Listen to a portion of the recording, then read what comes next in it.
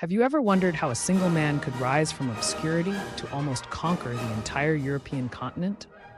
Once upon a time, on the island of Corsica, a child named Napoleon Bonaparte was born on August 15, 1769, just months after Corsica had been sold to France.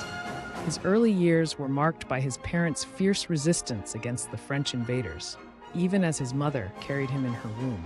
Napoleon's childhood was steeped in anti-French sentiments. At 9, he was sent to a French boarding school, a place he detested.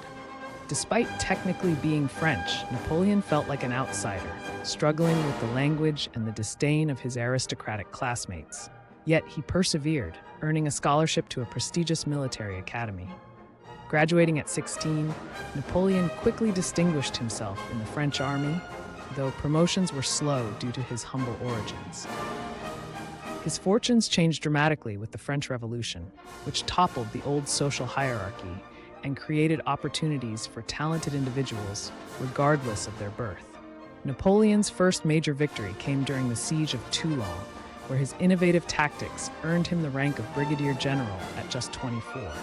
His leadership during the Royalist uprising in Paris further solidified his reputation, and by 26, he was given command of the French army in northern Italy.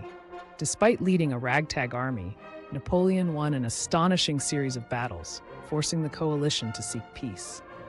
Not content with his successes in Europe, Napoleon set his sights on Egypt.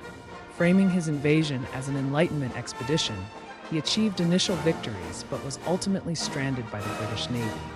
Undeterred, he returned to France, where he seized power in a coup, becoming first consul. As ruler, Napoleon introduced sweeping reforms, modernizing France's legal, educational, and financial systems. However, his rule was not without controversy. He restricted women's rights and reinstated slavery in the Caribbean. In 1804, he crowned himself emperor, securing his legacy and launching further military campaigns. Napoleon's ambition led him to invade Russia in 1812, a decision that proved disastrous. His army, initially 500,000 strong, was decimated by the harsh winter and strategic Russian retreats. Only 40,000 soldiers made it back to France. This defeat marked the beginning of Napoleon's decline. Despite raising another army, Napoleon faced a formidable coalition of European powers. After several defeats, he was forced to abdicate and was exiled to the island of Elba. Ever the strategist, he escaped, returned to France, and briefly regained power during the 100 Days. However, his final defeat at the Battle of Waterloo in 1815 ended his reign for good. He was exiled to the remote island of St. Helena, where he died in 1821. Napoleon's life was a blend of brilliance and folly, of visionary reforms and relentless warfare.